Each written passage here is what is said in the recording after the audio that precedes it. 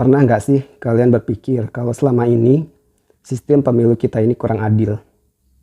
Memang sih selama ini setiap WNI yang memenuhi syarat bisa memilih presiden dan wakil presiden secara langsung.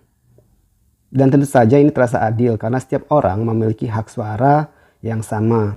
Abigail Labil memiliki hak suara yang sama sebagaimana para profesor di universitas ternama. Pemerkosa memiliki hak suara yang sama sebagaimana korban dari pemerkosaan itu. Preman memiliki hak suara yang sama sebagaimana para pemuka agama. Oke, kita kesampingkan dulu ini karena saat ini gue bukan mau membahas ini lebih jauh. Selama ini, presiden terpilih kita ditentukan berdasarkan suara terbanyak. Oke, nah penduduk Pulau Jawa itu sekitar 145 juta orang atau sekitar 53% dari total penduduk Indonesia. Artinya, para capres-cawapres ini kalau mereka bisa meraih suara terbanyak, katakanlah menang di semua provinsi di Jawa, maka otomatis mereka akan memenangkan pemilu presiden. Bayangkan, 6 provinsi menentukan nasib 32 provinsi lainnya. Ya, Jawa memang adalah kunci. Dampaknya apa? Ya, capres dan cawapres ini mostly hanya fokus di Jawa. Campaign mereka nggak jauh-jauh dari bagaimana mereka bisa menggawet suara orang-orang di Pulau Jawa. Ya nggak?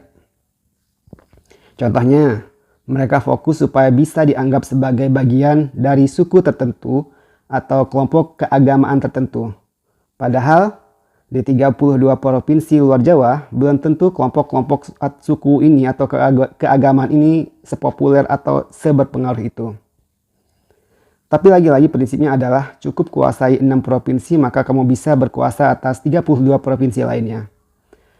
Presiden pilihan orang-orang di Pulau Jawa ini akan menentukan kebijakan yang tentu saja akan berdampak pada provinsi lainnya. Kalau mereka bikin kebijakan lalu kebijakan tersebut bertentangan dengan adat, budaya, sejarah, maka orang-orang di luar provinsi Jawa nggak bisa menolak. Kalau menolak dibilang pemberontak, pelanggar hukum, makar. Contohnya orang-orang di Rempang, Morowali, Pulau Komodo, atau masyarakat adat IKN, dan lain-lain.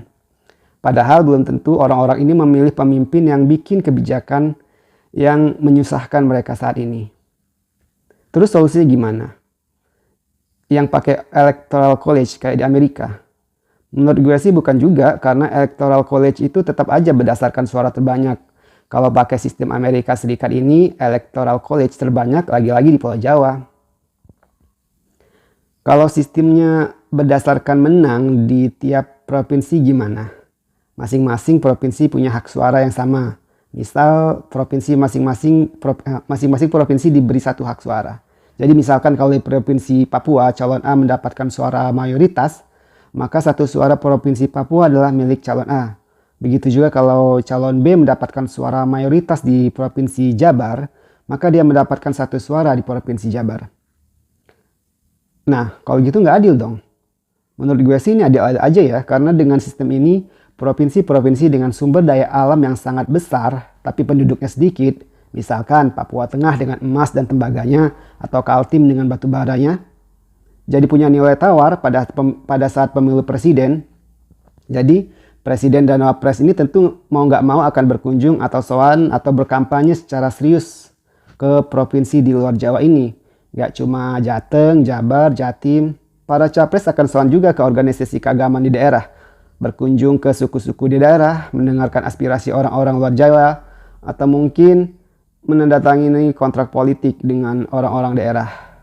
Jadi, para calon ini gak cuma terpaku di Jawa nantinya, atau memanfaatkan cawapresnya untuk menggait suara organisasi keagamaan mayoritas seperti yang lalu-lalu. Seperti saat ini juga sih. Nah, kalau kalian gimana? Setuju nggak sistem pilpres kita kayak gini? Yang make satu provinsi satu suara?